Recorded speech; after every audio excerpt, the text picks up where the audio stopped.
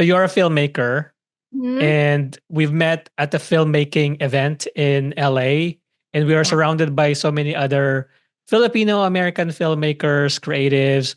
So maybe I'll just start by asking your thoughts on the state of the film industry. I mean, there's so many things that happened in the past. What are your thoughts on it right now in 2025?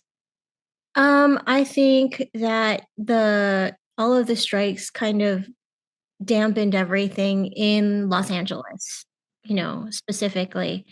And a lot of the productions are moving overseas because it's cheaper and because, like a lot of they're I mean, the big production companies are gonna wanna save money, so that's why they do that. It, like, travels to the more of the global market, and I understand that from a business perspective, but it breaks my heart as an artist.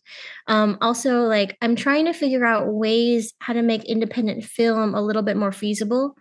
I've been very lucky in that even in the last few years when a lot of the industry is halted, I did a feature film, and I did Mhm, a series that I'm currently doing right now. And I think it's just because of, tenacity, that mhm. yeah. And I personally don't like waiting for the industry to tell me what to do or who I can be. So I try to, figure out ways where I can create the stories that I want to see. So, I mean, those are all good conversations, right? So, do you feel that, you know, right now things are picking up? If there's the indie world, you were able to make things happen. You Yeah. have, you were successful, you have a feature project, which I want to talk to you about as well. I But don't know how maybe, much I can talk about that, but I will try. I will try, okay.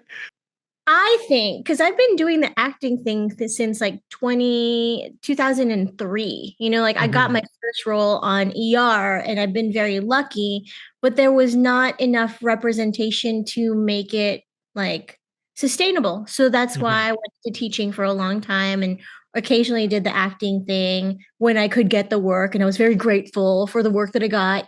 Um, and I'm very grateful that there is more series like the Avatar: The Last Airbender where they actually cast Asian people in the Yeah. roles as opposed to like white people playing roles that are supposed to be Asian.